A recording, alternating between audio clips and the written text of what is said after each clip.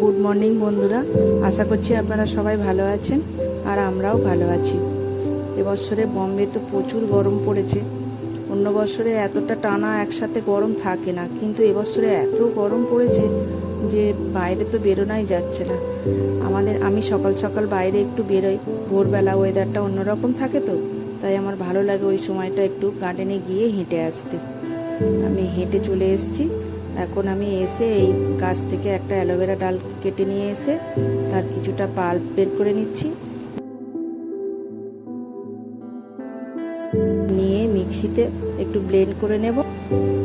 তারপর ও থেকে আমি 1 চামচ নিয়ে 1 গ্লাস জলের সাথে মিশিয়ে জলটা খেয়ে নেব।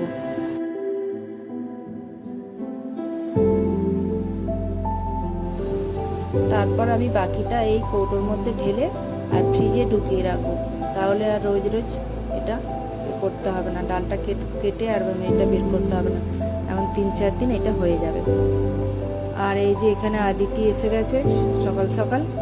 আদিতি এসে ঘরের মধ্যে দৌড়াদৌড়ি আরম্ভ করেছে, আর আমি এইখানে কম্বল পেতেছিলাম ব্যায়াম করার জন্য। ও এসে ওই কম্বলের মধ্যে একবার করে শুয়ে পড়ছে আর একবার করে উঠে এখানে আমার কাছে এসে বসছে। ওর কথা আজকে আপনাদের শোনাবো বলে ওকে আমি বলছি এদিকে তাকা, একটু কথা বল। ও সেই এইদিকে তাকাবে না, ওই দিকেই মুখ করে আছে। আর এই যে একবার করে গিয়ে কম্বলের মধ্যে শুয়ে পড়ছে। কথা তো কিছুতেই বলতে পারছে না, একটা শুধু পপ শিখেছে। বাইরে দরজার বাইরে এসেই মাম্মা মাম্মা করে ডাকবে আমাকে, আর দরজাটা খুলে দিলেই এসে আমি যদি বলি আমি কে, আন্টি বলো, তখন বলবে ও কান্টি। ও সকাল সকাল এসে এই ঘরের মধ্যে দৌড়াদৌড়ি করে, আমার খুব ভালো লাগে দেখতে। ও না এলে সকাল থেকে মনটা যেন ছটপট ছটপট করে। আর এইখানে আমি তো ডায়েট করি, সেই জন্য আমি এই ওটসের একটু উপমা মতো বানিয়ে নিয়েছি। এখানে পনির দিয়েছি আর সিমলা মির্চ দিয়েছি। আর ওদের জন্য আমি একটু সুজির উপমা বানাবো। অনেক দূর চলে গেছে। এখানে আমি কড়াই একটু সর্ষের তেল দিয়েছি, দিয়ে একটু জিরে ফোড়ন দিয়েছি। জিরে দিয়ে তার মধ্যে একটু কাঁচা লঙ্কা কুচিয়ে দিলাম। কাঁচা লঙ্কা কুচিয়ে দিয়ে একটু আদা গ্রেট করে নিয়েছি। আদা গ্রেট করে ওর মধ্যে আদাটা নেড়ে নিয়ে তারপরে আমি তারপরে এর মধ্যে আমি একটুখানি নুন দিয়ে দেব।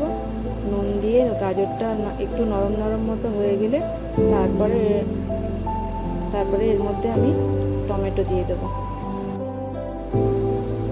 এবার আমি এর মধ্যে ক্যাপসিকামটা তুলে দেব। ক্যাপসিকামটা তো বেশি ভাজবো না, ক্যাপসিকামটা একটু 2-1 বার নাড়াচাড়া করে সুজিটা দিয়ে দেব।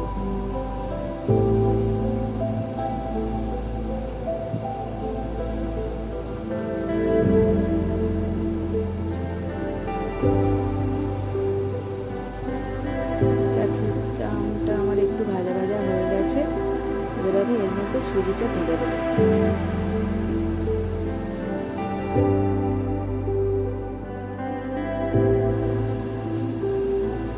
সুজিটা দেওয়ার পরে এর মধ্যে আবার একটুখানি নুন দিয়ে দিলাম। নুনটা দিয়ে এখন আমি সবজির সাথে সুজিটা কিছুক্ষণ নেড়ে দেব। কিছুক্ষণ ভাজা ভাজা হওয়ার পরে তারপরে এর মধ্যে আমি জল ঢেলে দেবো। জলটা দিয়ে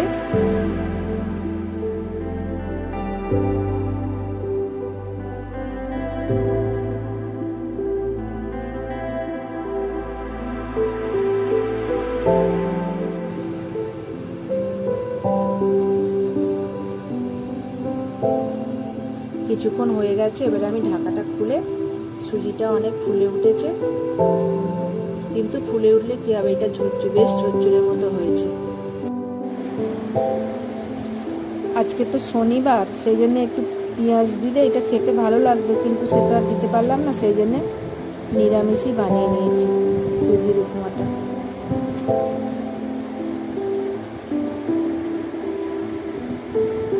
মেয়েটার আবার জ্বর হয়েছে, টনসিল বেড়েছে, ফ্রিজে ঠান্ডা জল খেয়ে খেয়ে টনসিলটা বেড়ে গেছে। আর সেই জন্য আমি একটু পাতলা করে সুজি বানিয়ে দিয়েছি ওকে। পাতলা করে সুজি করলে ওর গলায় লাগবে না, শুকনো জিনিস খেলে বলছে গলায় লাগছে, সেই জন্য ভিডিওটা আজকে আমি এখানেই শেষ করলাম।